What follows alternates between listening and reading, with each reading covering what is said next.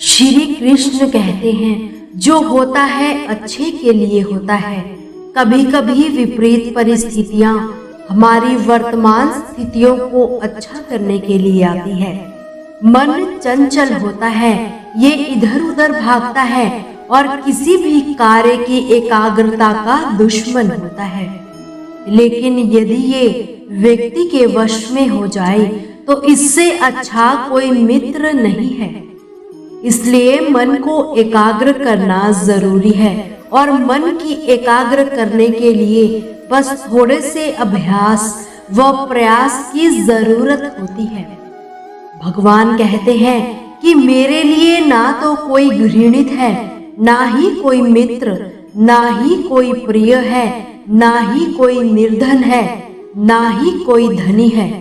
बस जो भक्ति भाव के साथ मुझे याद करते हैं, मैं उनका और वो मेरे। श्री कृष्ण कहते हैं कि ये भाग्य के निर्माता नहीं है। व्यक्ति अपना भाग्य खुद ही लिखता है। जैसे बीज आप बोएंगे वैसी ही फसल आपको काटनी भी होगी। आप जैसा कर्म करेंगे आपको वैसा ही परिणाम मिलेगा। यदि विद्यार्थी मन लगाकर पढ़ाई करेंगे तो अवश्य ही परीक्षा में सफल होंगे। इसीलिए हर व्यक्ति का भाग्य भी तभी बदलेगा जब वो अपना कर्म करेगा।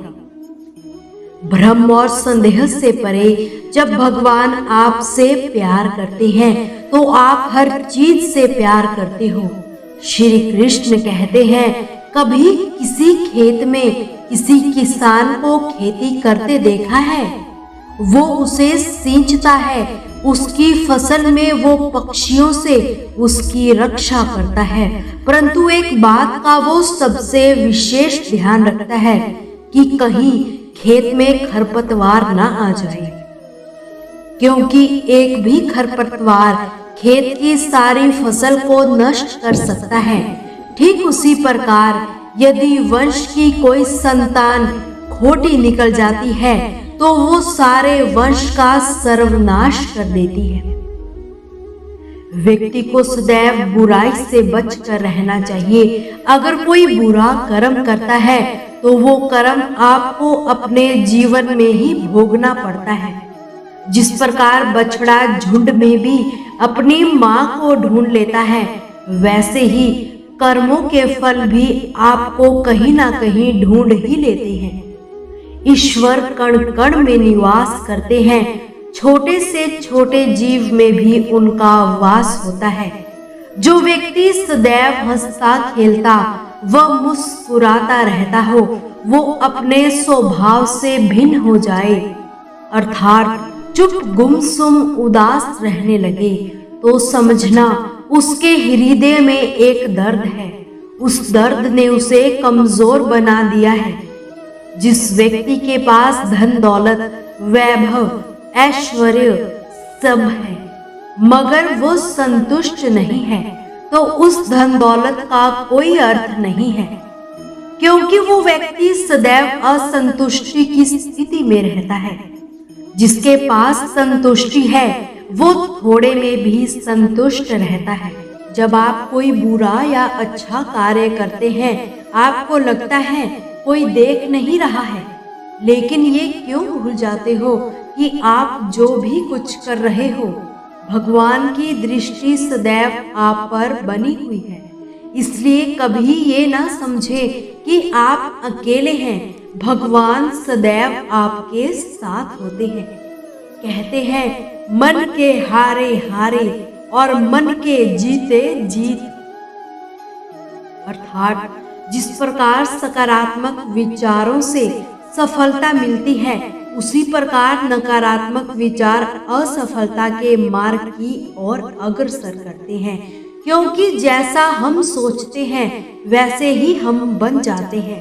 अपने विचारों के माध्यम से ही हमें नकारात्मक व सकारात्मक परिणाम मिलते हैं। इसलिए अपनी सोच को सदा सकारात्मक रखिए। श्री कृष्ण कहते हैं कि अगर आपको याद ही नहीं कि गुच्छी की कौन सी चाबी ताले को खोल सकती है, फिर भी आप लगातार ताले को खोलने का प्रयास करते हो, फिर भी वो ताला खुलता ही नहीं है। अधिकतर लोग ऐसी परिस्थिति में अपनी आशा खो देते हैं। उन्हें लगता है कि चाबी खो गई है और वो तिलमिला जाते हैं, क्रोधित हो जाते हैं। परंतु उस समय धैर्य रखें, क्योंकि गुच्छे की अंतिम चाबी ताला खोल सकती है।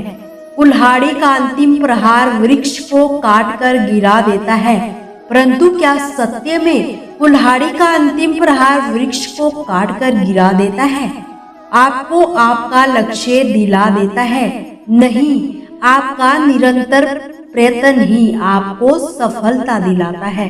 अज्ञानता के कारण व्यक्ति में जब अहंकार जन्म लेता है तो उसका पतन होना निश्चित है। श्री कृष्ण कहते हैं कि मनुष्य का जीवन ऋतुओं के समान होता है। आज ग्रीष्म तो कल वर्षा, परसों शीत। तनिक भी संकट आया तो हम खो बैठते हैं। यदि तनिक ऋतु बदले तो अधीर हो जाते हैं। अपने आक्रोश और अपने क्रोध में हम उनसे ही संबंध बिगाड़ लेते हैं जो हमारे अपने होते हैं। सभी का ख्याल रखिए, हंसते रहिए और मुस्कुराते रहिए, कभी अपने लिए तो कभी अपनों के लिए।